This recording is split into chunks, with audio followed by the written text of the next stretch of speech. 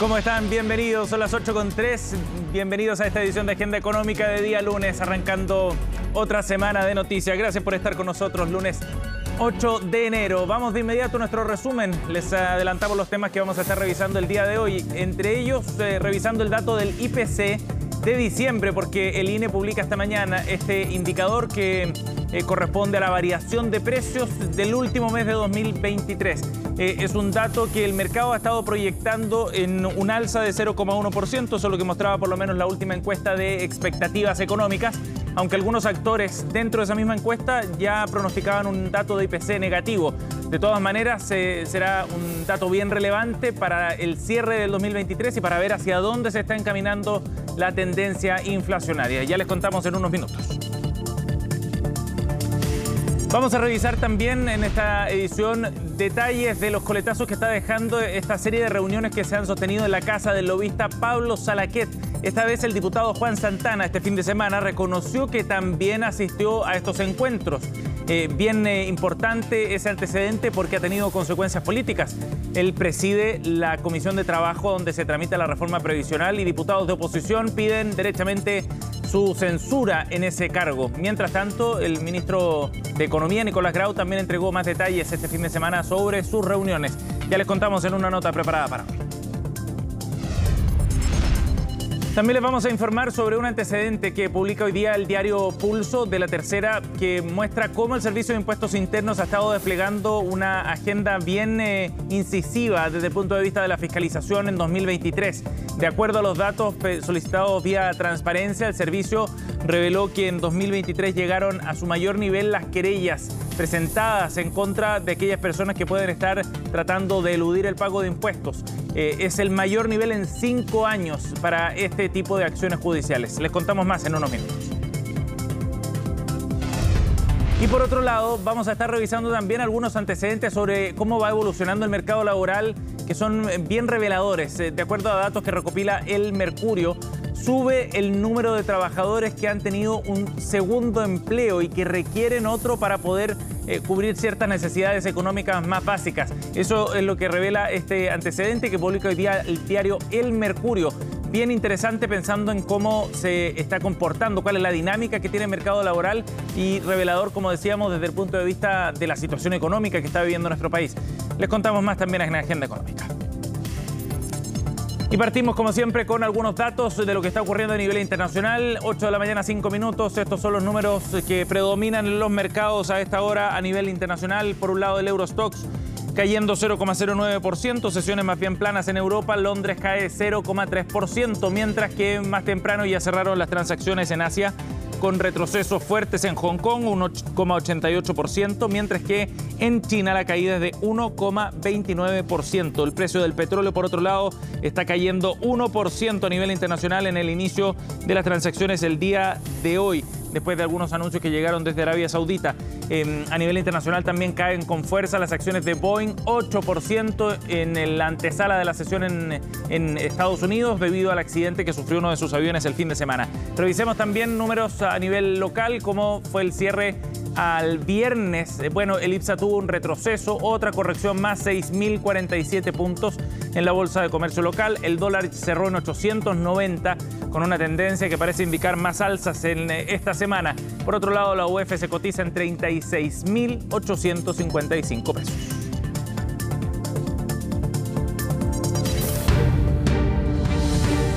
Son las 8 de la mañana con 7 minutos. Este es el dato que estábamos esperando. Hay sorpresas con la variación del IPC. Lo acaba de publicar el INE y se los contamos aquí en Agenda Económica.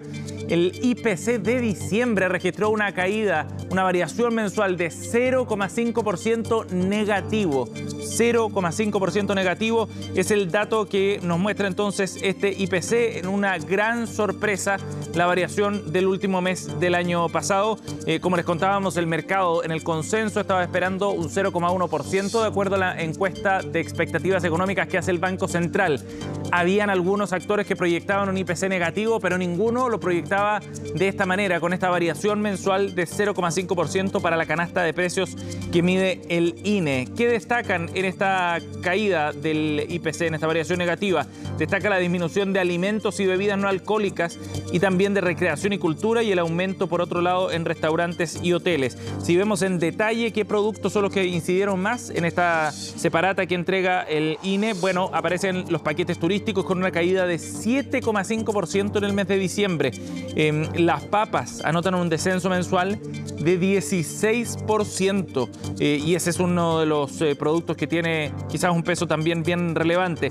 A 12 meses, de hecho, y en el acumulado de todo el año tuvo una caída de una variación de 73,8% al alza, pero en diciembre en particular hubo una corrección bien fuerte a la baja para el precio del tubérculo. La gasolina registró una baja mensual de 1,9% en diciembre. Por otro lado, el servicio de transporte aéreo también cae 4%, y el servicio de transporte interurbano, por otra parte, tuvo un aumento mensual de 12,2%. Esos son algunos de los datos interesantes.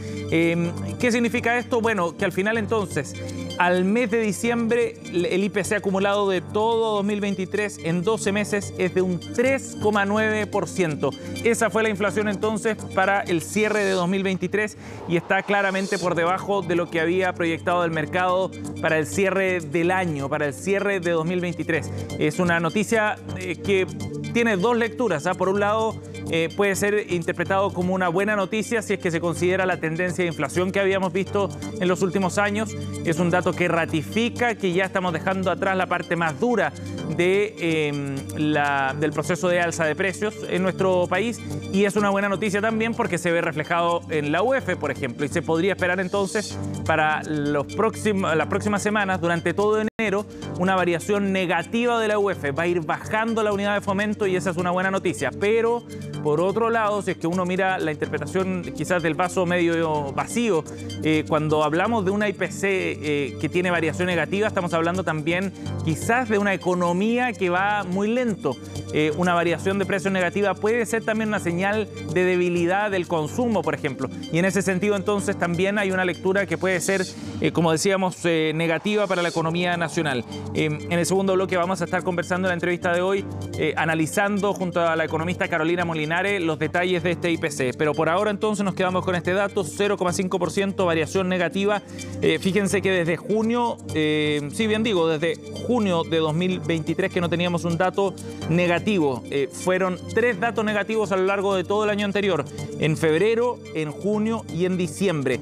Y es una caída bien importante, una variación negativa bien distinta a la que habíamos visto en noviembre. El dato de noviembre había sido de 0,7%, en ese caso sorprendió al alza. Bueno, ahora tenemos una contracción entonces en esta variación. Ya les contaremos más detalles, como les decíamos en la segunda parte de Agenda Económica tendremos entrevista para analizar el dato de hoy. 8,11.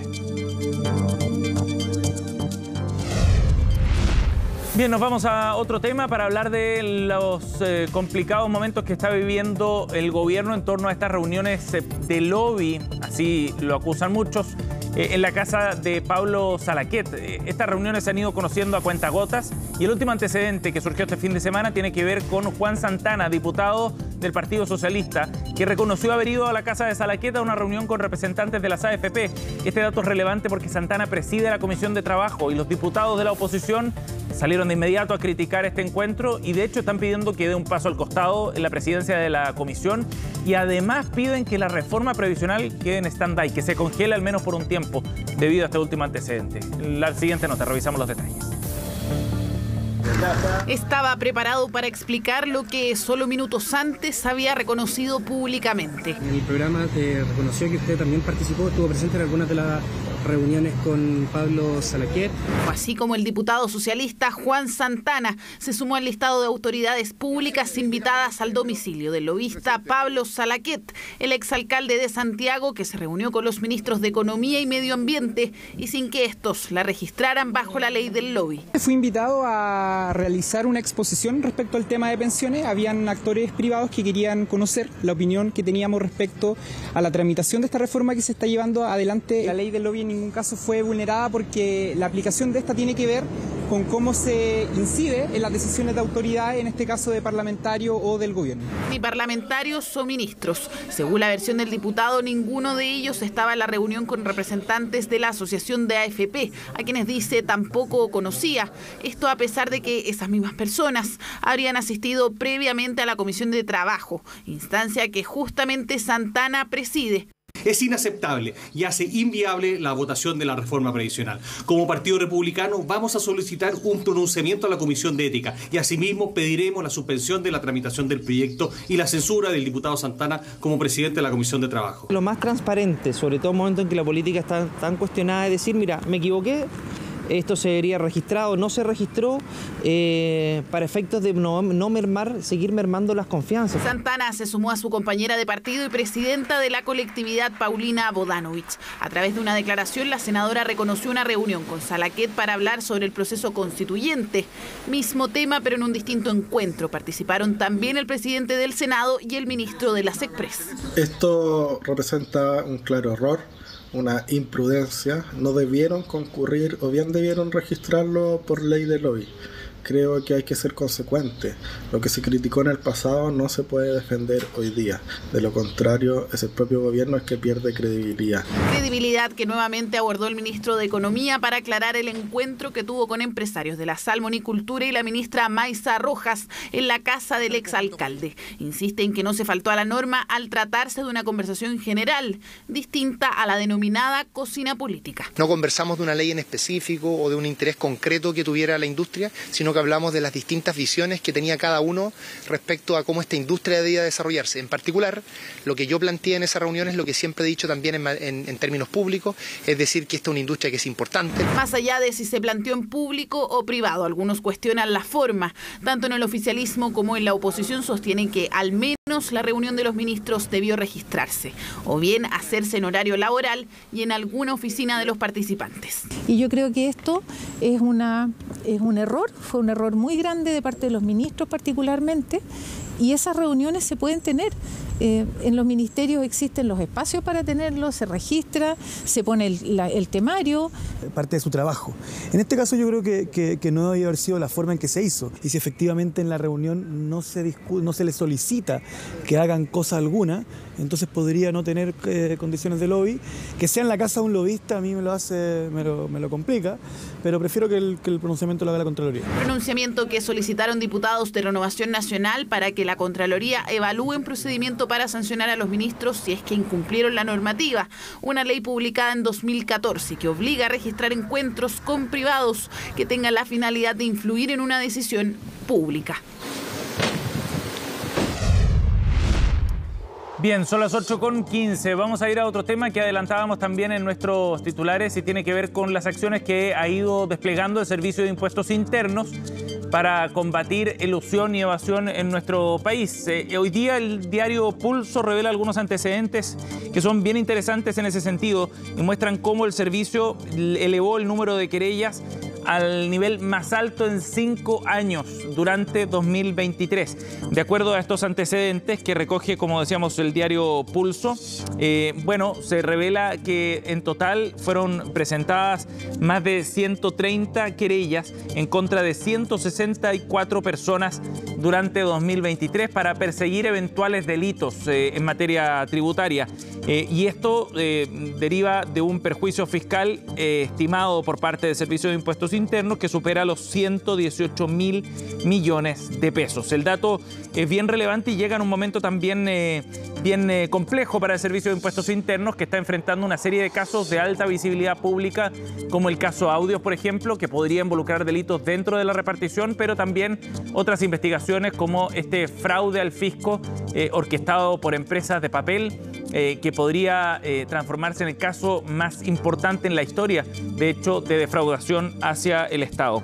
A través de una solicitud de ley de acceso a información pública que hizo Pulso, así se conoce este detalle entonces entonces de las 136 querellas que se desarrollaron entre enero y noviembre del año pasado. Desde el año 2019 que estas acciones penales no representaban un nivel tan alto, y es reflejo también al final de alguna estrategia que está desplegando el Servicio de Impuestos Internos, quizás más agresiva desde el punto de vista de la fiscalización. Si uno compara con el año 2022, por ejemplo, son 14 querellas más las que ha presentado el servicio en este sentido. Desde el servicio explican que el aumento de acciones obedece a este cambio de estrategia que comenzó en 2022, modificando la estrategia penal con el objeto de hacer más efectiva y oportuna la aplicación de sanciones por delitos tributarios.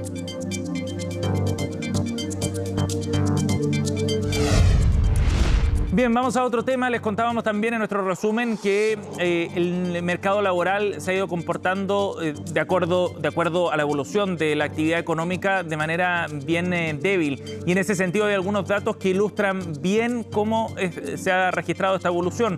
El diario El Mercurio publica hoy un antecedente en ese sentido. El número de trabajadores que tienen un segundo empleo ha subido un 58%, de acuerdo a datos que registra Libertad y Desarrollo en este estudio que publica el diario El Mercurio. Entre enero de 2022 y noviembre de 2023 hubo un aumento entonces en este número de trabajadores que tienen que buscar un segundo trabajo para generar mayores fuentes de ingresos. Si hace 2 años atrás eran 215.000 personas las que tenían una ocupación adicional para generar esos ingresos extra, hoy la cifra llega a más de 342.000 de acuerdo a la base de datos oficial de la encuesta de empleo del INE y que procesa entonces Libertad y Desarrollo.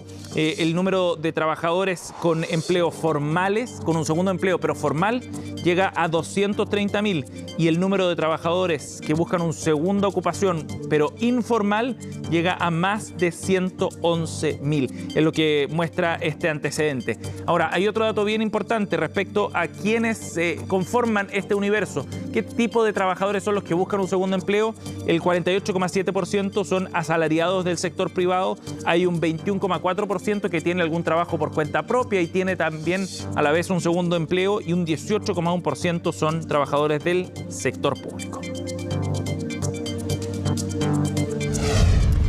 8:19, pausa. Ya volvemos con más de Agenda Económica. No se vayan.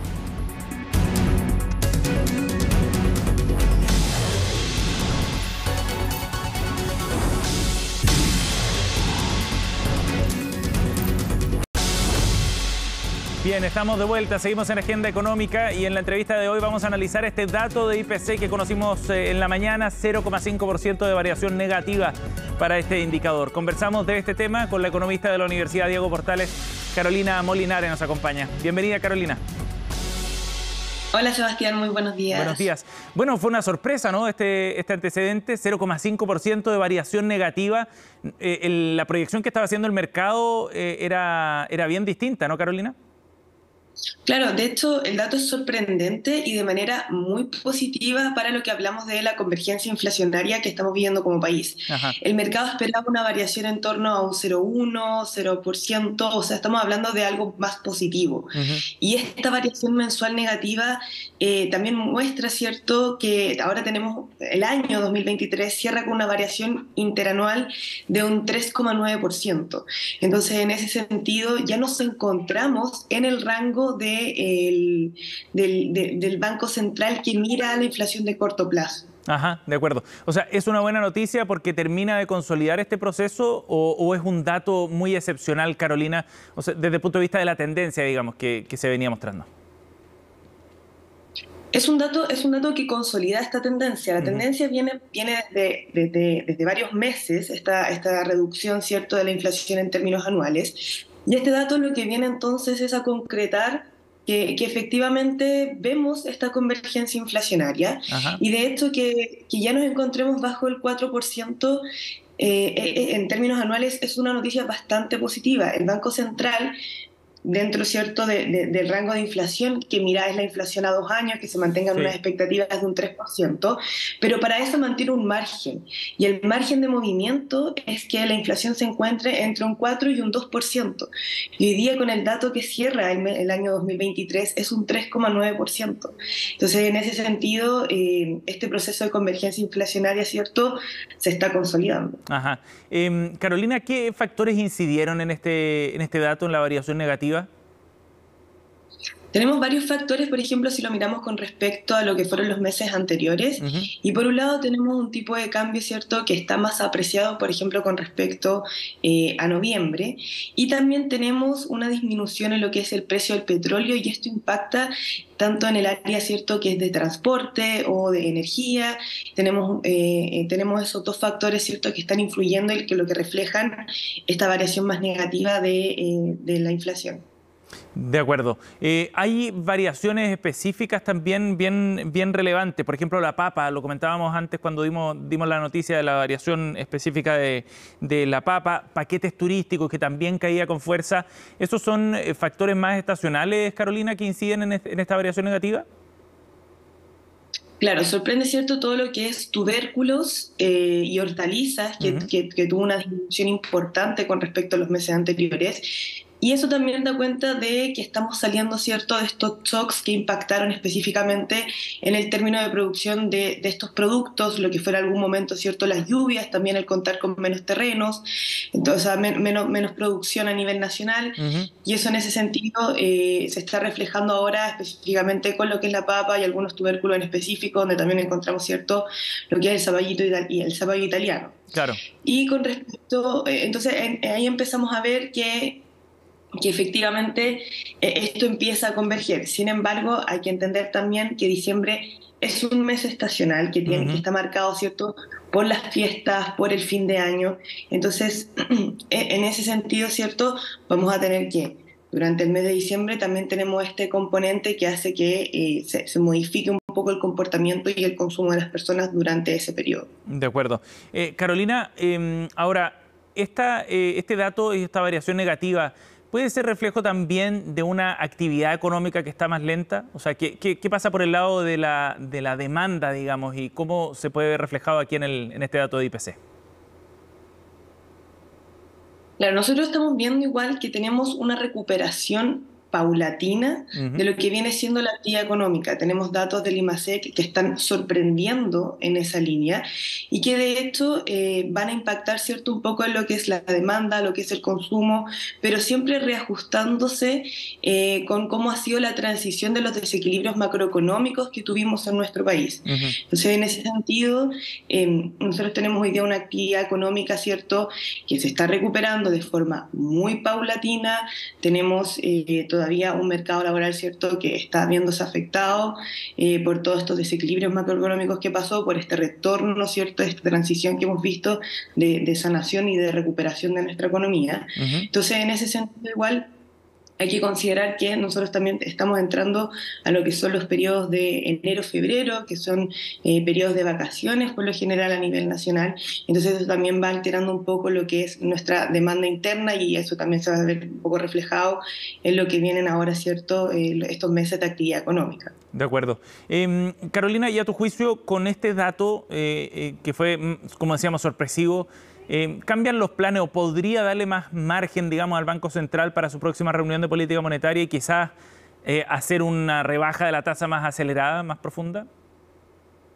Claro, igual es importante entender que el Banco Central ha mantenido este carácter súper cauteloso con respecto a las disminuciones de la tasa de política monetaria. Sí. Y una de las aristas que mira el Banco Central es el IPC sin volátiles. Hablamos de una inflación subyacente. Y esta inflación subyacente muestra que mantiene su tendencia, ¿cierto?, de reducción en términos anuales. Entonces, en este sentido, el Banco Central yo creo que va a mantener su carácter cauteloso con respecto a las disminuciones de la tasa de política monetaria, considerando también que todavía tenemos un sector internacional que agrega su cuota de incertidumbre. Si bien de manera internacional los desequilibrios macroeconómicos están controlados, tenemos una economía, ¿cierto?, que se está recuperando en ese sentido. Todavía tenemos este grado de incertidumbre, y que también así lo ha demostrado el Banco Central en sus comunicados, que pueden afectar la parte volátil del IPC, así como también el componente que no es subyacente, ¿sí? Entonces, en ese sentido, el Banco Central esto igual le da una arista para modificar la magnitud de la variación que pueda tener la tasa de política monetaria, pero con un carácter más cauteloso en ese sentido también. De acuerdo. Bien, Carolina, gracias por conversar con nosotros esta mañana. Muchas gracias a ti, Sebastián. Gracias, que le muy bien. Chao. 8:30, cerramos Agenda Económica. Gracias por estar con nosotros. Pronto partimos Noticias Express junto a Fresia Sol.